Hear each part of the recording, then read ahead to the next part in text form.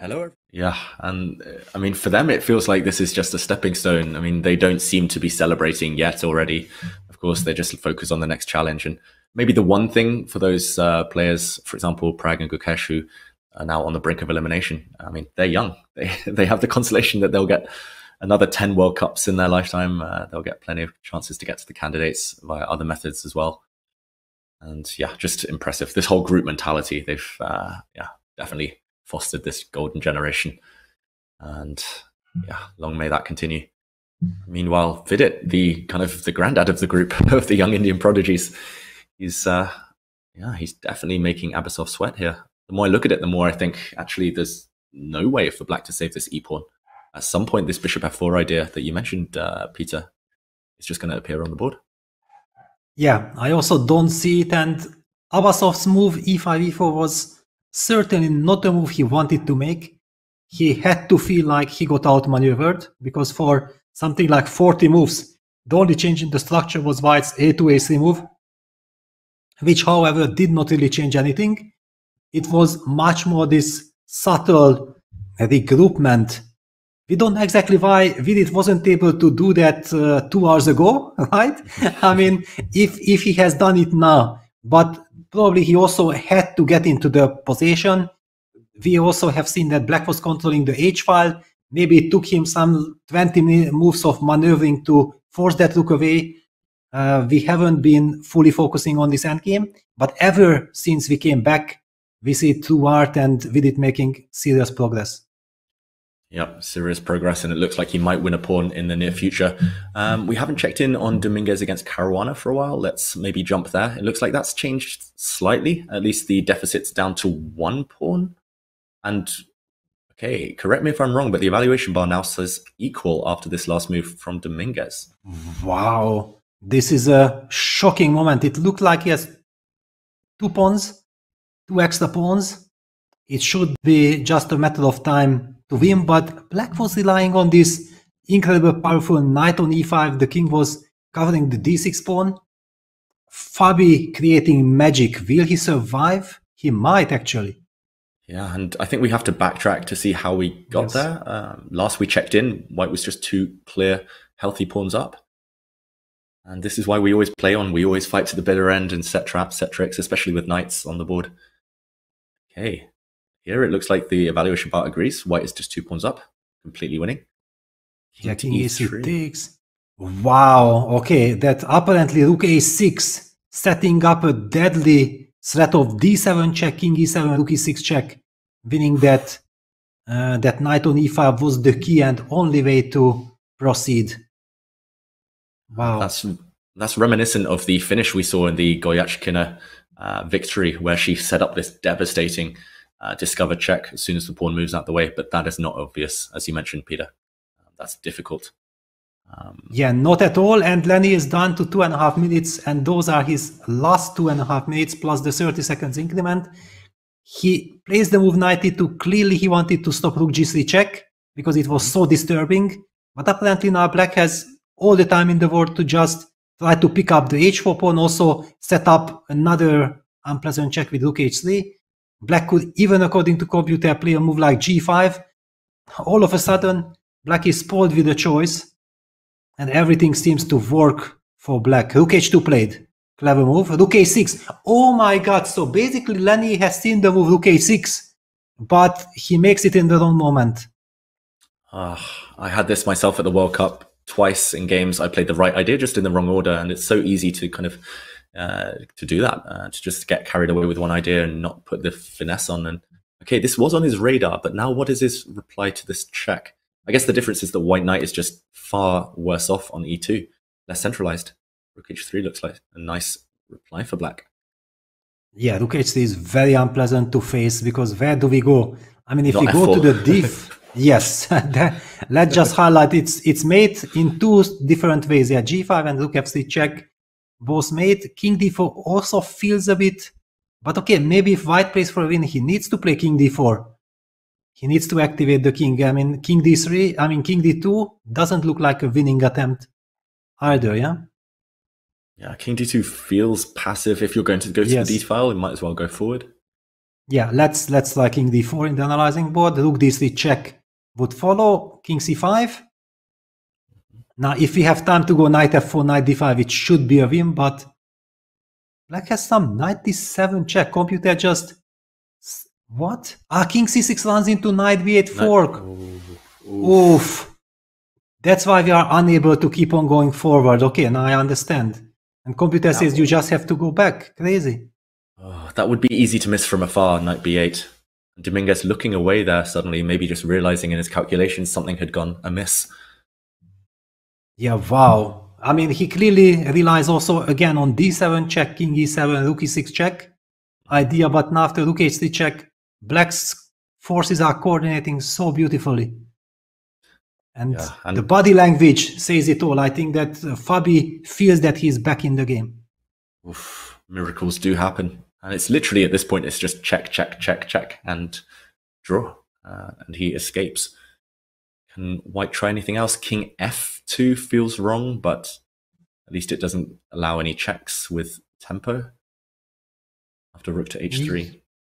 Yeah, but... Okay, basically then also black plays the move rook to d3. We are unable to make progress, no? I just don't see a progress. Knight f4 runs into rook f3. Yeah, now the king is misplaced here as well. And he's going to move Fabiano. I think he's going to give that check. His body weight was leaning over. It looked like he was about to reach for his rook. Yeah, it's very tempting. Yeah. And it was the whole point of his previous move, rook h2. On the board. Oof. Wow. This is a heartbreak. I mean, being so close of beating Fabian, I mean, everybody knows that this is almost an impossible task. Then you play a wonderful game. You feel like, yeah, it should be a technical win and might even not be so difficult. But the way how Fabiano coordinated the pieces made sure that the game continues and creates problems for his opponent. And yeah, Lenier goes king d4. It had to be played. Yeah, I mean, both of them deserve credit. Lenier played a pretty much perfect game up to this point, and just putting the finishing touches is always the hardest part. And yeah, credit to Fabiano for fighting. And I think that's kind of the key skill in defensive play. Often, number one, just survive as long as possible. Eventually, the opponent will blink. And I think we're racing down that variation, Peter. Knight d7 immediately from Fabiano. Now, king c6 would be heartbreaking for Lenier. Don't think he'll walk into that fork. But other squares don't look like they do too much. Got to take the draw now. King back to c4, most likely. Yeah, he has to. Yeah, king c4 played, but okay, now simply knight e5 check follows. And maybe you do want to repeat as white, because you might be risking if somehow your d pawn falls. Black has the outside runner. White's knight super passive. Yeah, white's knight. This reminds me a little bit of the Sevilla variation, the Grünfeld, yeah, when this knight on e2 is so misplaced with this pawn on e4 structure. And yeah, king... Knight e5 check, king b4 is a move, but I'm not really seeing what it achieves, yeah, because knight e5 check, king b4, we are still not settling d7 because the rook is guarding the d8 square, so the tactic with rook e6 does not work. Black probably will have time to create his own counterplay with g5. Yeah, not risking too much with white, but at this point, Fabiano's not risking too much either. And okay, he's hesitating. Is he even trying to play for a win if Black moves his rook? Nah, surely he's going to give the check and repeat and try and get out of here. There we go. Second time this position is on the board, Peter. Are we about to see a result? No, I don't feel like Lenier wants to repeat. He will try something else. He's probably also really frustrated. He knows that it had to be winning at some moment. Yeah, it just cannot be that you have two connected pass pawns. Knight e5 played. All eyes on Lenier. Move 60 has been played, so actually they get a new score sheet. No extra time, like in some tournaments at move 60, but you do get the extra score sheet. And yeah, just the fact that he took the extra score sheet alone means that he's likely to play on, or wants to play for the victory, even if objectively the advantage has been blown. Yeah, king b4 looks like the only way, Peter. to even hope. Yes, the big question is only that what does it give us? Yeah, that at some point you have to also be realistic and objective. Yeah, not to. We did see here in the tournament this crazy game between Juve and June against Fatalieva. I think when the black player was completely winning, it was very close of the sensation of knocking the world champion out of the tournament. And then finally she ended up, and Lenier continues, king b5. And she ended up losing by trying out of frustration for too long. Yeah, I remember turning on the commentary. I was in Baku. I just finished my game. I turned on the commentary. I was watching you and Daniel, and I thought, Zhu Wenjun is about to be knocked out. I came back after dinner, like 1 hour later, and somehow she had won. So yeah, incredible game, incredible turnaround. And king b5, as you say, I don't really see the idea behind that one. And White's knight is not getting into the game other than via the f4 square, so black can shut that down. g5 looks logical. Exactly. That's the problem. And that's why I'm also feeling, okay, the position should be, of course, completely draw. But, I mean, White can get crazy in Lanier's shoes, yeah, that you think like, okay, it was winning, I have to keep on trying something. And then the clock ticks down and g5 on the board. Counterplay is happening. Yeah, and White's knight is just so poorly placed that no chance for a win. At some point, he might just play d7 check, throw the pawn away, and just liquidate everything. But got to pull the break at some point, especially with only 3-4 minutes left on the clock. Oof. I was predicting more decisive results, and suddenly, yeah, it's not been a good day for White, for the White pieces so far.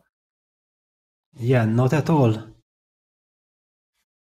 And of course, it will be an incredible save by Fabiano. However, if he would have lost this game, then he could understand that, okay, he got outplayed. Lenier was just brilliant in this game. You can somehow digest this. But if Lenier does not win this game, I'm really worried what kind of effect it can have on him. Yeah, it's such a chance that definitely will disturb him sleeping.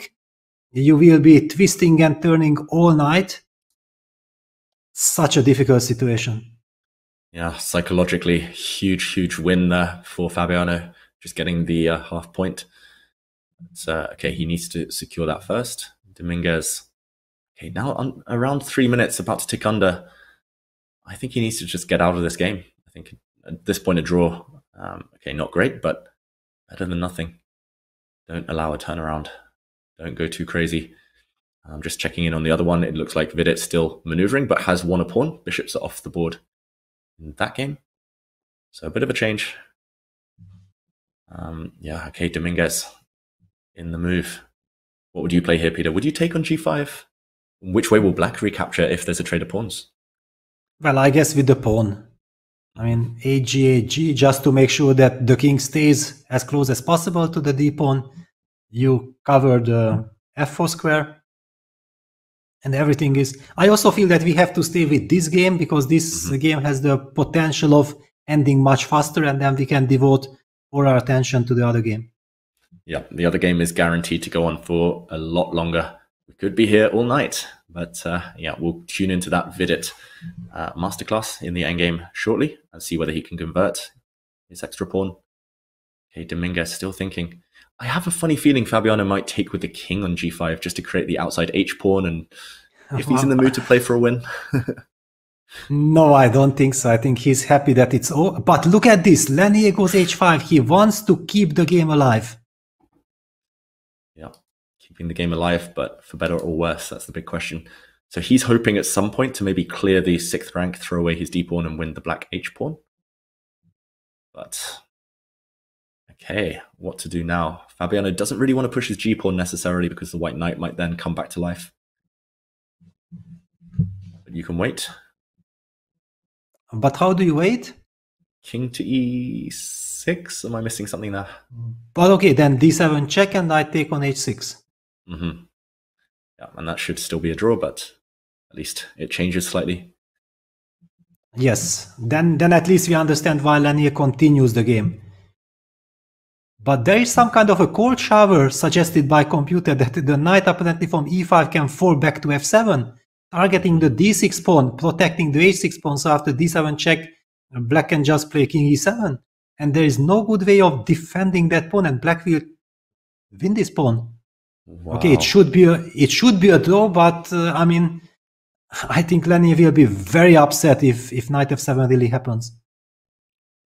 Yeah, the more I look at it, the more I think that's really scary for white suddenly. If you lose your d-pawn, the white king is so far afield, and the white knight is so poorly placed, unable to rejoin the action. That's a Fabiano type of move as well. Once he sees something ambitious, he tends to kind of tread that path narrowly between risk and reward. Okay, I think the good news is for white that after knight f7, king c5, king e6, d7 check, king take d7, then we follow it up with knight e to d4, activating that knight. We also want king d5 and also rook a7 check. We have perfect coordination and we shouldn't be running any risk. Okay. So it's just about maybe playing safety first there for Dominguez, but that requires a mindset shift. Fabiano about to make his move. He's got just under 7 minutes against only 2 minutes. As mentioned there by Absolute Fury in the feature chat, not easy to move such a well-placed piece. Black knight has been dominant for so long. Knight f7, backward knight move, they do say. Difficult visually to spot.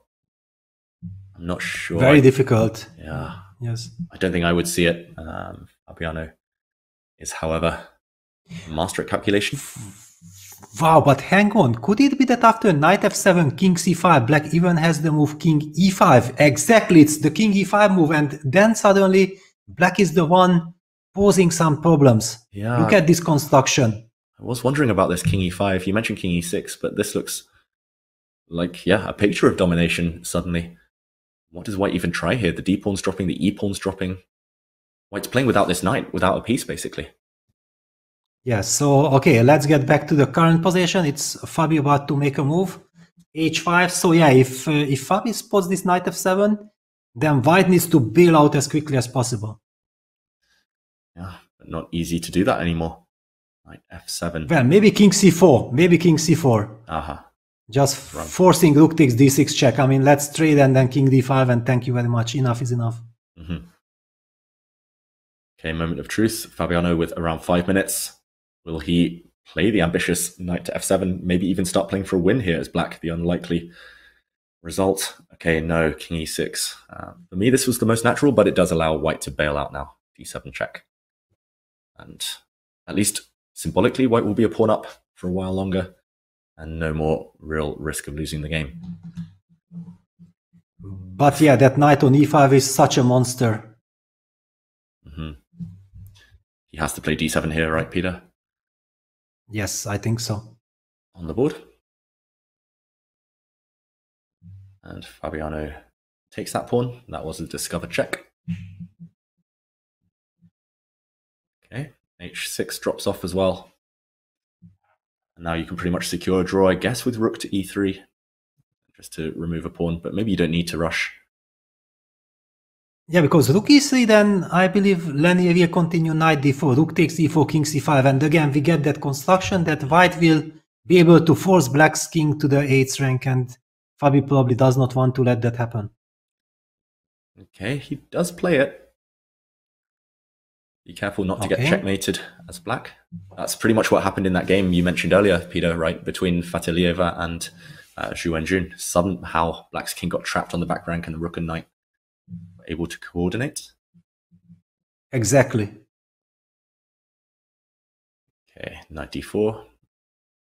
Finally, the knight's back in the center of the board, out of the cage.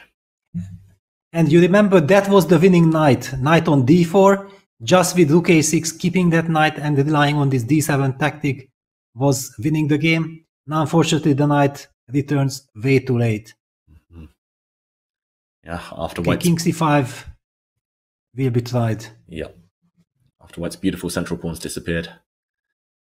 King c5. I guess black can play a move such as, again, knight to f7 and give white's king a little check to kick it away. If really necessary. To kick away the white king. Yeah, if that check happens, kicking away the king, that's basically the moment where I think the players believe that that's enough. Draw is draw. there is no hope, because white clearly hopes that somehow king d5, rook h7 check combined could work. But of course, this is not, I mean, things does not happen like you wish in chess, yeah? Yeah, unfortunately not. And yeah, just don't blunder any knight forks. I think both players need to be careful here. It'll be so easy to do after, what is it, 5 hours of play now. King c5. He's reaching for that piece.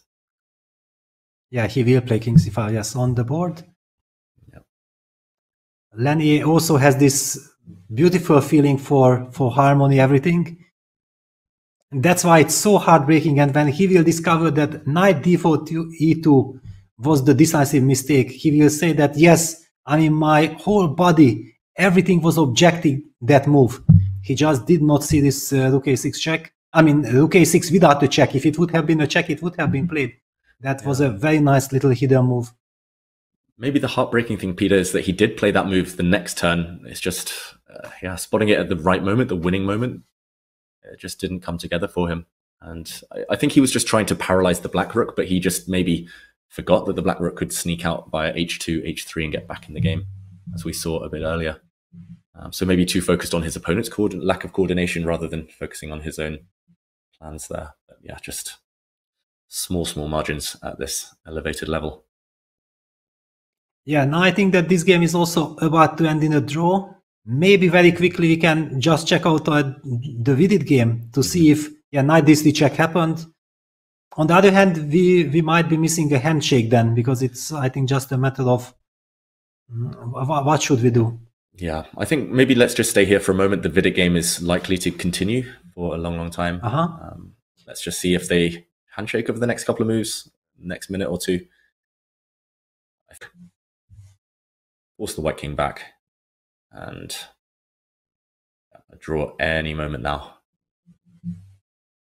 Not enough pawns left on the board. White's just going to give a few checks with the rook. And that will be game over. Houdini. Yeah, no matter. Yeah, exactly. It's a Houdini kind of defense. Unbelievable. What kind of setup? Yeah, what kind of fortress with this knight e5, king f6 Fabi has built, driving Lenier completely insane, and finally not being able to convert this advantage. Yeah, and you can see Fabiano's body language. He's ready to get out of that hall. He's ready for dinner. He's ready to breathe that sigh of relief. Okay, a check from Dominguez. Rook e7 would be the professional move, no? There has to invite all the traits. Yeah. And he is professional, Fabiano Caruana. He plays rook e7. Yeah.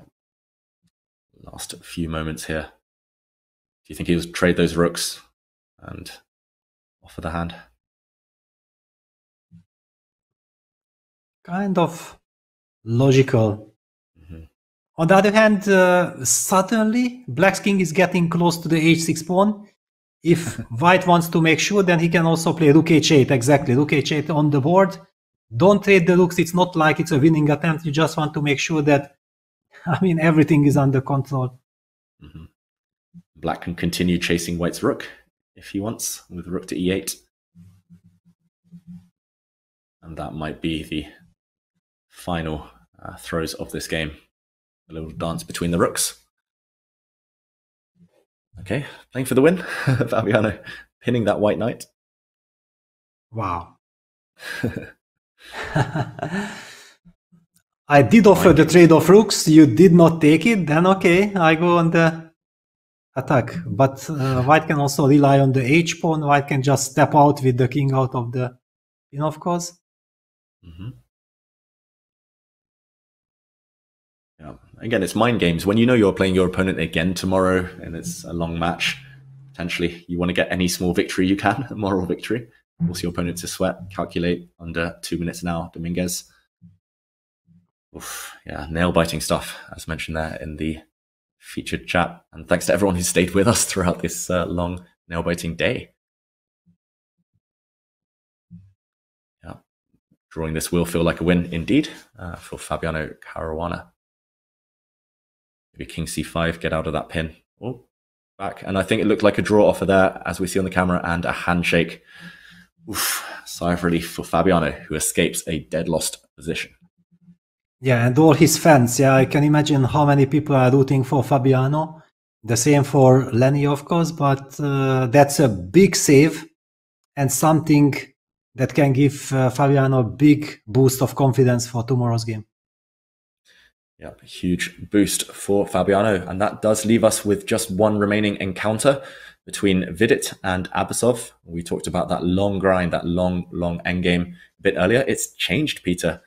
Vidit is now a pawn up, but we find ourselves in one of those dreaded rook endgames where the margin between winning and drawing is extremely small. So, okay, what do we think of this one? Black is down a pawn on the queen side, but that's not too relevant right now. 4 versus 3 over there. It's more about whether Black's rook activity can compensate for that deficit. Yes, I believe that the bishop trade was a very big step forward, a great achievement by Black, especially because probably Black was kind of panicking. He understood that Vidit is doing some magic, and it was so tempting for Black to just sacrifice the pawn and get rid of that bishop. The big question is, was it obligatory for Vidit, or could he have tried for more? On the other hand, he's done on the clock. He's down to 5 minutes. I'm expecting rook f6 check. I mean, rook f6 check does drive that king somewhere where it does not want to go. Let's say I just retreat to d7. There, rook f5. Rook takes c2. It becomes a bit of a race. Yeah, then I take on g5, and after check, at least I can activate my king to h4. Rook takes b3 might be a draw, but there is something to calculate. I mean, at least the king maybe can be cut off. Yeah, on the board, rook f6 check. Yeah, Vidit, he's going to squeeze out any remaining winning chances if he can. I feel like Black's king needs to stay intact with its queenside pawns. I don't think you can go active here. Although, worth calculating maybe. King e5, but king e5 can even be met by rook f5 check. King to d4. I don't know if this helps Black at all. Might backfire. Yeah, rook takes c2, but I mean, this g pawn can be very fast. I don't know. I believe that, yeah, king d7 will be played. I mean, king e5 is so crazy, yeah, that it leads to a lot of calculation after rook takes c6, rook f5 check. I mean, who needs all those craziness? Yeah. I think Abasov will either play king d7 very quickly, or he'll invest 10 minutes at least and play king e5. Or maybe he'll invest 10 minutes and decide king e5 is too crazy and then go back to d7. But maybe we show this on the board with the potential race that's incoming, Peter, after king to d7. Or king to yes, because king e5 apparently just loses after rook takes c6. The engine does not see any ghosts, just collects the pawn. The main point being rook c2, rook c5, king f4, rook f5 check, wins on the spot. Otherwise, Black would have rook c3 check, but it's not in time. So rook f6 check. What did happen? King d7. Yes, Black plays the sensible move. Your first intuition. Yeah, I mean, it's definitely the move you play if you don't want to calculate too much, and objectively the best as well. Okay, so rook f5 looks likely if Vidit wants to try for a win. Retreating back to f2 doesn't gain anything. And now this is the endgame we will reach, most likely. Yeah, and I was feeling like something like rook f5 or rook e5, and I want to cut that king and then rely on the g-pawn, and it still looks very scary for Black. Agreed. Yeah, Black will have to find some way of maybe taking all of White's queenside pawns, then starting this... there we go, rook f5 on the board. Yeah, then starting the race, giving up the Black rook for the g-pawn. We'll see this happen, most likely. Yeah, and the fact the evaluation bar is in the middle means it's a draw, but that's not... I mean, that's deceptive. That's not easy for either of the players to know. For sure. Yeah, this is still so difficult. And chess is... When you see games like this, you understand how brutal chess is. Players are playing best moves, you are setting up incredible defenses, and the game goes on. And no matter if you have played 60, 70, 80 great moves, finally at the end of the day, when the clock ticks down, just one minor detail, one mistake can eventually lead to a loss. Yeah, and in this case, maybe a kind of missed opportunity for Vidit. It's just looking back and trading those bishops. Yeah, maybe that was the moment where the win slipped away. But okay, he's going to try and create some traps here for Abasov. What is he pausing about? It looks like, okay, maybe he's just calculating the race. It looks like rook to c3, almost obligatory. Yes, this is kind of obligatory takes. And then we don't want to take that pawn. It's very important to keep the tempo. Okay, we can basically make the moves. These moves will happen. And now the key move that, do we play rook f5, rook takes c5, or rook e5? I feel like rook f5 is tempting in a sense that not to give any king d6 tempo for black, but maybe it's not important. I just feel that if we take on c5, rook takes a3, g5, then probably black should be able to activate his forces. But even this is not given. Yeah, the black king is tied to the pawn on c6. Even this is a possibility. Yeah. At the right moment, maybe just when it's kind of last moment, black can start running with the king and give up c6. But yeah, you've got to calculate this one really accurately. I'm quite attracted to rook e5 as well as rook takes c5, I've got to say, just to put the rook on e4. Then, okay, it's a pure race pretty much. If king d6, rook e4, and the black king can never get in. Yes, black needs to take, g5, rook a1. Yeah, maybe you're just in time here. Yeah. g6. Because you can trade the rooks, yeah? So after rook g1, we can't play the move rook g4 because takes king e7 would be just fine. So we have to progress with the king, and then you win vital tempo to push the pawn. Yeah, this is king h6, a4, and eventually after g7, a3, we end up in this position that's kind of familiar, that king h7 is always met by check, and because black's pawn is already too advanced, white's rook cannot really build the bridge, and that's a draw. Famous position. It's one tempo though, all of these lines. Okay, we're headed down this direction. Looks like check was given. Takes b3, and now this is the big moment, right, Peter? Because in practical terms, maybe one of these moves is going to make the life difficult for Abasov. Whereas the line we just showed, at least it's kind of forced moves lead to the draw. So rook e5, I think we're ruling out. Rook f5 or rook takes c5. It's a 1 in 3 chance, forfeit it. Yeah, it's not easy because, of course, during a game, rook takes c5 is also very natural tempting that, okay, I take a pawn, I make sure that I protect the pawn on c4, I will still have a chance with the g-pawn. If black's king will have to run towards the g-pawn, then I get access to the c6 pawn. The other moves like rook f5, rook e5 are a little bit sophisticated, not going after the pawn, trying to cut the king, but if anyway it will get to a race, you don't know if you won that or not with 4.5 minutes on the clock. Yeah. Maybe it comes down to something you mentioned earlier, just hesitating too long with a move like rook f5, rook e5 might lose the tempo that you might need later to pose some problems. 4 minutes for Vidit. This is not easy, this decision at all. I think I would take on c5 just because I'm being greedy and I'd rather kind of bank on the fact that at least it will force black to make that difficult decision later when to run with the king. But not easy. Yeah, not easy. And also we see Vidit clearly, visibly very nervous. He feels that maybe this is his moment, but on the other hand, rook takes e5 might be too soft for him and he wants to get more out of the game. Yeah, not enough time to calculate. This is the issue. You've got kind of 3 very viable alternatives. Probably they all lead to the same, but okay, he plays f5 played. Rook e5. Rook e5 played. Okay, yeah, rook e5. Well, it's the more human move. It was your first instinct. Also, when I first saw the position, I was also thinking about rook e5. Clearly, we couldn't calculate all this race. Thanks to computer, we know that, yes, actually it ends up just move per move draw. It's still a real practical chance, cutting off black's king from the e file. Yeah.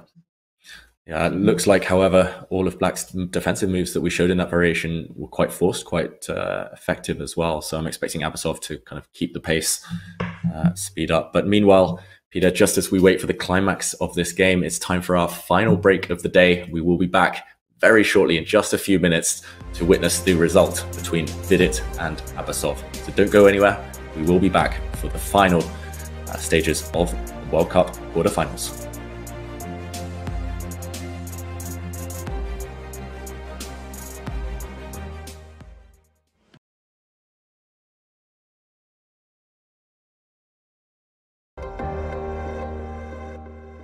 Hello everyone, and welcome back to the final part of today's coverage of the 2023 FIDE World Cup in Baku, Azerbaijan.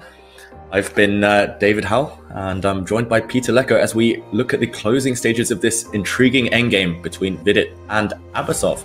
And Peter, during the break there, we were discussing Abasov. He's found a really, really creative defense. Yeah, very interesting. Instead of going pawn hunting with Rook h3 and going for that crazy race, he's relying on this very powerful counterplay with Rook d3. So the line we are discussing in the break, g5, Rook d4, Rook g4, trying to make sure not to give a passer for Black, but then Black's king goes for example, King e6, King h5, and then King f7. Make sure that the g-pawn is under control, and look at this. Vidit is getting extremely nervous down to a minute. Nervous, excited, it's maybe a mixture. And okay, he doesn't push the pawn, afraid of that potential pin. Rook d4, calculating king and pawn endgames with 1 minute is a nightmare. So okay, he goes for king h5 instead. And now he's banking on the fact that rook d4 can just be met by a rook move. And again, it's another different type of race this time.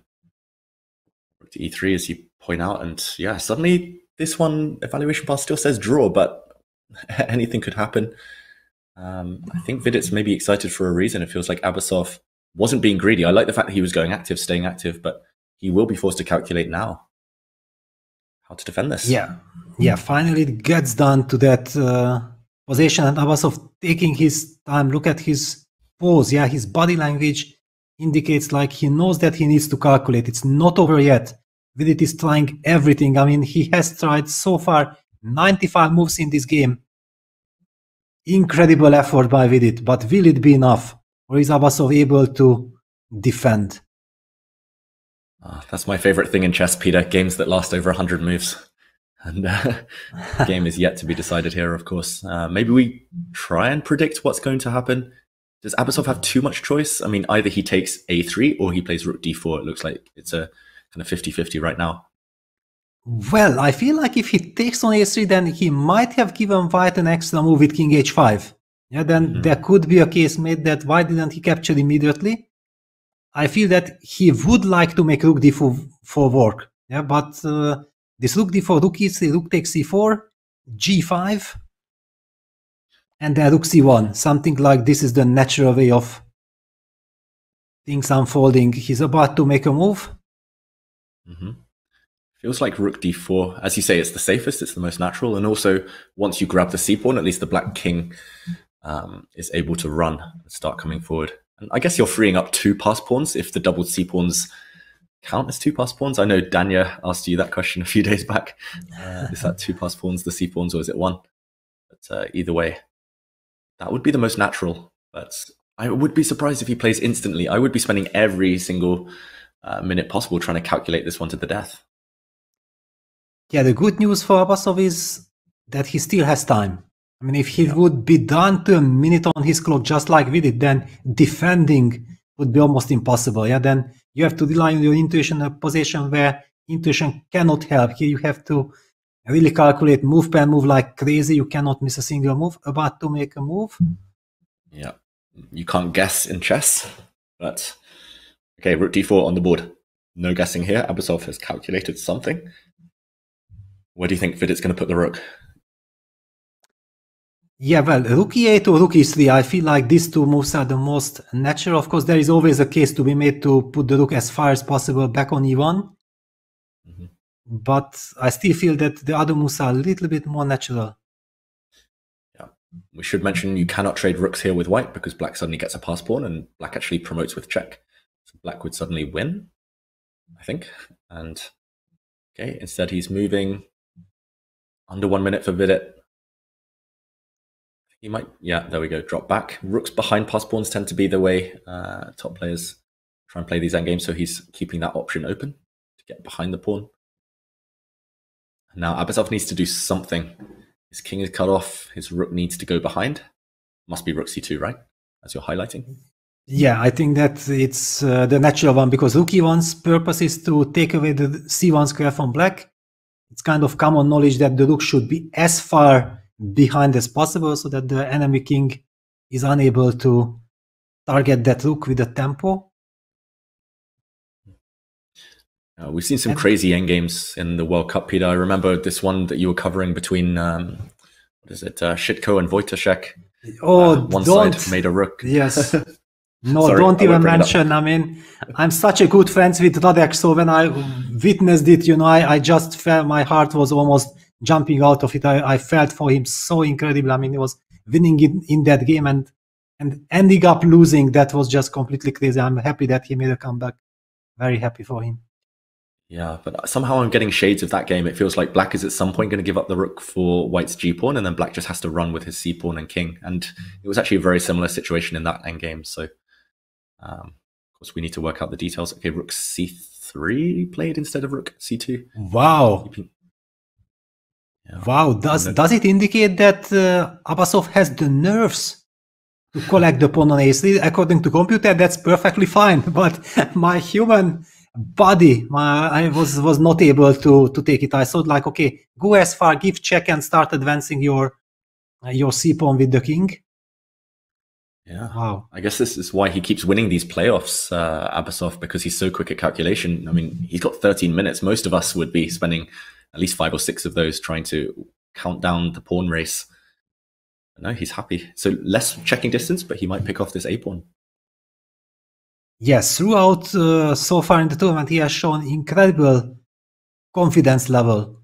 No matter what kind of situation, he was able to bounce back against Anish Giri in the rapid play of that. Was also something of a brilliancy there, coming back against Anish. Mm-hmm. Okay, what is Vidit's best winning attempt here? Still very much a 2-result game, despite the evaluation bar saying dead draw. Okay, g60 push. Okay, he keeps his a-pawn alive. Makes some sense. Wow. At least now black, at least going for this pawn, will be suicidal. They will put the black rook on a really bad square, where it cannot check from behind anymore. That's basically out of question. I believe black will give a check, just to make sure also that please show me your direction. Do you go back with the king to g4? Then the king will be further away from reaching the g8 square, where black will most probably sacrifice the rook in a long term. On the other hand, you don't want to fall with the king in front of the pawn. We have action. Mm-hmm. And c4 happened. Okay. This one, do you see why I was getting flashbacks to that Wojciech game, Peter? Because black's king is going to come to b4, grab the a-pawn. It's a lot of pawns running. Yes, however, there was a big difference that there black's pawn was already on h4, which would mean that it's a4. Mm-hmm. That was also one of the big reasons why white was running risk of losing eventually and went on to lose at the end. Yeah, I've given up trying to guess Abasov's moves. It feels like he keeps playing the most ambitious moves when we are looking for the kind of safety first drawing approaches for black. And Vidit down to 15 seconds. I'm a little bit worried for Vidit. He has no time. He has to control his nerves. King g4 played. Okay. But now black is maybe saved a tempo, or at least half a tempo on that variation you were mentioning with the rook check from behind. He's kind of forced the white king back anyway. So will he play a move like rook c2? Well, and that is also the other what you kept on mentioning. Yeah, the Shitko game is rook d3, king c5, and then falling back with the rook to g8 and going all in. Yeah. Oof. Abasov, surely he's going to pause to calculate. He's been playing at breakneck speed as well. Okay, looks like a straight choice between a pawn race or maybe the safety first, going behind. Giving some checks. Vidit's heart must be beating so fast. Yes, and we have to mention that those pawns which were kind of a big headache for black, now helping black tremendously. That double pawn on c6 can be a vital pawn in so many different circumstances. One shouldn't be underestimating the power of that pawn. Yeah, maybe starting with king c5, leaving the black rook flexible would make sense. Okay, he goes rook b3, so identical idea to the one you mentioned. He's getting ready to stop the pawn from the front. So going back to the 8th rank. It's going to push, hesitating though. I agree with the featured chat. This really is the toughest endgame. Rook endgames are so difficult. Especially when there is a race involved. Yeah, otherwise it's a routine ending. Everybody knows that how to put the pieces, where the rooks really stand perfectly. But when you have to calculate move per move, some crazy lines, some races, and I do see that this pawn on c6 has tremendous effect, because if white relies on this pawn, yeah, and starts going with his king, and black is coming, eventually, I mean, just like in that game, I mean, yeah, I'm really worried now for Vidit, not that something happens to him, because that would be completely insane. I don't even want to think about that. What happens if he loses? At least in practical terms as well, no matter the objective evaluation, it's easier to be black because black's moves are pretty much automatic. You push your c-pawn, you bring the black king, you drop your black rook back. For white, for Vidit, it's like, oof, when do you initiate that race? When do you try and run forward with a white king? Okay, king d5. Wasn't expecting that one. Yes, I mean, king c5 looked much more natural to keep both options open going towards the b4 square. On the other hand, probably he did not want some rook e5 check or something. But I don't know when. Yeah. Anyway, he was relying on the 8th rank defense. Yeah, maybe shouldering the white king as well, just stopping the white king from coming over to the queen side later. But yeah, at this point, it's just small details. Vidit under 20 seconds again, though. Tough decision. Do you push your pawn? Commit to a certain plan? Down to 10 seconds. Okay, he gives a check. Very nervy stuff there from Vidit. Forces the black king to decide. You cannot block with the black rook, because after a rook trade, white promotes with check. So which way to go with the black king now? Well, king c5 would be natural for us. Yeah, we always wanted to go with the king to c5. However, if he already opted for king d5, who knows? Maybe he will follow it up with king e4. Would be basically a logical follow-up of king d5. Yeah, you can feel the nerves. Vidit shaking in his chair. Abasov kind of switching position, flexing there. This is such an important game for this quarterfinal. I think king c5 is the safer of the two, but somehow I just have a feeling king e4 allows ideas like rook d6, but probably that's fine too. Yeah, the big question for me is that, is Vidit already regretting his choice that he went into this race, because he doesn't have the time to calculate all these things, and there is a certain risk that it can also backfire. I feel like he would be already happy if the game can end in a draw. Yeah, maybe that Wojtaszek game that I mentioned, maybe it's a blessing if Vidit hasn't seen that one. Otherwise, the ghosts will be in his mind of that potential turnaround in this race. But yeah, I mean, even for humans, even with 1 hour on the clock, it's tough, let alone 1 minute to work out all the details here. 10 minutes for Abasov is a luxury in comparison. And okay, he feels that maybe there is something. I mean, he even has ideas like trying to go back with the king, fighting against the g6 pawn. It's strange. I don't like it, but you never know what goes through your mind. Yeah, it looks like it removes any danger, at least. Ooh, king e5, he kind of goes for the halfway house, hinting that he might come back for the pawn, but also staying within touching distance of the black c-pawns. Now, is Vidit going to push finally? I think it might be time to push that g-pawn. Yeah, of course, you can push, but where does it lead? That's the big question. Yeah, Vidit pushes.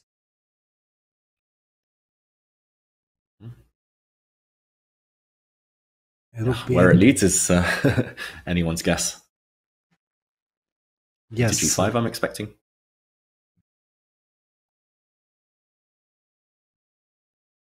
Yeah, king f3. Yeah, Vidit is trying to save the position, and I like his choice because now rook g8 can be met by rook d7. And he has given up on any race. He just wants to make sure that he controls the c-pawn. He is safe. He has to make a draw, not that suddenly, just because of nerves, out of frustration, he keeps on winning. Fighting for a win when he already has to be careful. Yeah, I agree, Peter. Actually, in practical terms, this is by far a wiser decision. This shows a lot of experience and pragmatism from Vidit, just going for the draw now rather than risking gambling with 1 minute on the clock. Yeah, White's king is just too close. It looks like Black cannot really entertain any winning hopes here. And Avasov is a little bit surprised. Maybe he has missed the... Okay, we don't know. Maybe he was just very happy that he gets a comfortable draw. Yeah, after all, he was suffering throughout the game. Ever since they reached this end game. But body language would seem to show that Abasov maybe a bit disappointed, maybe sensing he had an opportunity there as Vidit got low on the clock to suddenly launch this surprise turnaround. And now head in hands, maybe he's realizing, okay, it will be a draw, most likely. And that's fine, but it could have been more, potentially. Yeah, I'm not trying to understand that maybe even in the case of Black going for king c5, Vidit would have anyway relied on the strategy of pushing his pawn, put the pawn behind, put the rook behind the pawn, forcing rook g8 and go with the king towards the queen side. And because of the damaged pawn structure, simply to set up a fortress. It could have easily been, because going for that race looked just so out of control. With little time on the clock, you are just unable to make sure that you have everything under control. Yeah. It's impressive kind of self-control there from Vidit. Just pulling the brake at the right time. And now White's king will come over, mop up some pawns. Looks like everything might just get traded off. And this will most likely end in a draw. Oof. Yeah, no wins for the white pieces today, unless Vidit somehow pulls this one out of the bag. Yeah, but now it's basically clear that the game will end in a draw. It's obvious. White is not interested in any race, not interested in any dramatic situation, just safety first approach. And I believe with king f3, he has done everything what was required. Yeah. Safety first after almost 6 hours of chess. That's not an easy mindset to have, but yeah, Vidit, very wise choice. Oof. King to f3, and okay, the pawn pushes. How will Vidit close this one out now? Just bring his king? Yeah, I think so. King e3 on the board. Making sure that the king stays in contact with the c-pawn. Yeah, c2. Also now the body language, the way how Abasov has played the move c2 indicates that they kind of know exactly that this is gonna end in a draw. Yeah, any moment now. And I was out there in Baku. I know that dinner closes at just after 9 o'clock at the official hotel. And it looks like the players will be in time to make dinner. It looks like a draw any moment now. Any last tricks in the position? But you know, I was watching the interviews and I really love these interviews. There was a great insight by Vidit who mentioned that it was Abasov who showed him a great Indian restaurant in Baku, and that's exactly where Vidit is going. So I don't think that he's relying on the hotel's food. He's looking for Indian food to recharge the batteries. That's clever. I can confirm that the food is a bit repetitive at the official hotel. Yeah, same thing every day, which is fine by me. But I know that a lot of the players are more aware of nutrition and enjoying foods that they like. Rook to g1 on the board. Yes. Okay, now what does it mean? Rook g8 almost obligatory, but actually not. Rook d8 is also a move. The white is not threatening anything. Yeah. Ah, but rook d8, there is rook g5 check and rook c5, yeah, just to be sure. Uh-huh. Yeah. That could be important though. Rook d8, if it isn't ready, could be a bit of a shock. Yes, that the move itself is possible at all, yeah. It's and Abasov is about to make the move with the rook. d8 or g8? How ambitious G8. is Abasov feeling? Okay, so rook g8, professional move. Now we are expecting the move king d2. Yes, on the board, king f6. Now it's easy to call the action. Not much choice for either player on these turns now. Some king and pawn endgames to calculate if you're feeling in the mood to do so. There we go. A pawn disappears. I'm not sure if you are in the mood to calculate pawn endgames. But okay, Vidit is now back to 1.5 minutes, yes? So that gives him the cushion to do that if he feels. Yeah, I'm never in the mood to calculate king and pawn endgames, Peter, unless I know I'm a pawn up.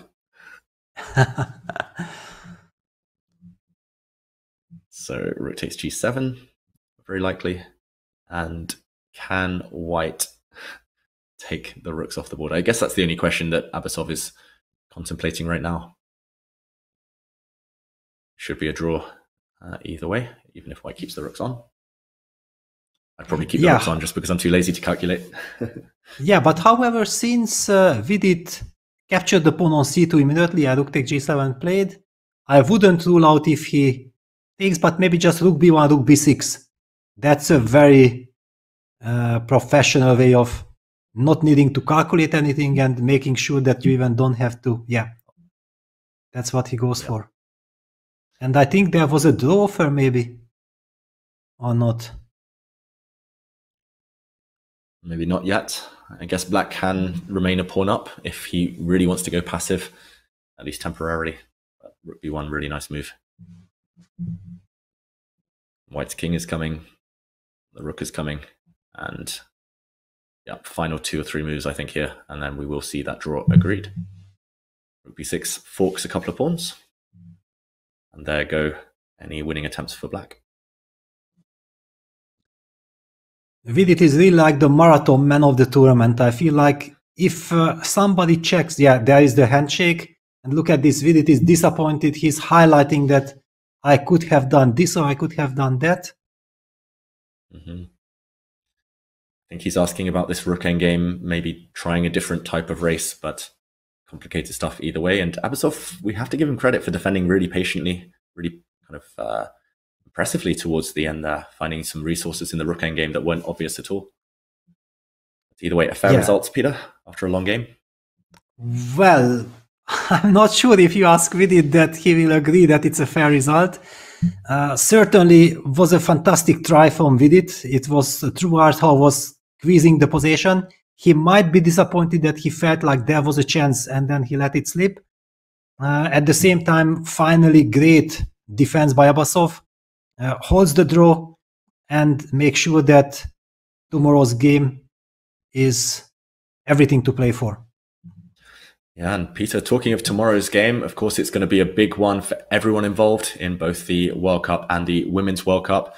Remember, the candidates potentially on the line, places in the final stages of this huge knockout event, of course, as well.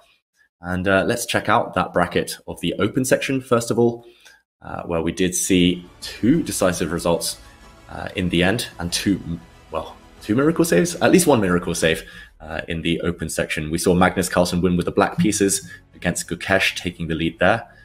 The young Indian with an uphill struggle tomorrow. And we saw the draw there, the marathon draw between Vidit and Abasov. Pragnananda falling to defeat. Really beautiful finish there from Erigaisi, finding a really, really nice finish to that game. And of course, between Dominguez and Caruana, a missed opportunity for Dominguez. And one more game tomorrow, potentially tie breaks as well. A lot to play for, Peter. Lot to play for, a lot of nerves involved. We have seen here also with it being disappointed by this draw, this marathon game. The players who need to bounce back with the black pieces, their back will be pushed against the wall. It's clear they need miracle. They need to go all in. How to do that, it's a mastery by itself. That's a big question we're going to find out tomorrow. Yeah, we'll find out tomorrow. And meanwhile, let's check out the women's bracket, where we saw 2 games today in the semi-finals. One decisive result that time, and it was a win for Alexandra Goyachkina against Tan Zhongyi. Really impressive win with the black pieces in the Queen's Gambit declined. And uphill struggle, as mentioned, for Tan Zhongyi, who will need to win with black tomorrow to equalize. Meanwhile, a very interesting draw between Anna Muzichuk and Nagul Salimova. That one in the balance heading into tomorrow, where Salimova will have the white pieces. And Peter, predictions for the final games tomorrow in the women's section? No predictions at all. I believe we have seen today also that, one thing is guaranteed, that we have tons of action. The players are determined to give their absolute most. But what will happen? Of course, the players with the black pieces needing to win, they are in a very difficult situation. On the other hand, nerves are a big factor. Yeah, that no matter if you have won with the black pieces, you still have to control your nerves, not give your opponent the slightest chance, because I believe if a black player gets a chance, then he gets this extra energy. And also with white, you can get completely crazy at how am I allowing my opponent to come back. So I'm still expecting a lot of action. There was this big missed opportunity by Dominguez, how he will handle the situation. Now he will have to play with the black pieces. So many questions we have to find out tomorrow. I'm already looking forward to the action. Yeah, and Peter, I must admit, it's far more enjoyable commentating with you than it was playing out there in Baku. That was just stressful. And I think we'll be back tomorrow. Final thoughts on what we saw today? Well, first of all, also it has been a tremendous pleasure for me also working with you and finally calling the action together. I'm a big fan of you, both as a commentator and as a player. I just love this, kind of strategical mastery that you are producing in many of your games. So please continue in the same spirit. We are very happy to follow all your actions. Regarding the tournament, yes, I think I already mentioned everything. Crazy action is guaranteed, tremendous fight, and, well, stay with us. I think that's the most important.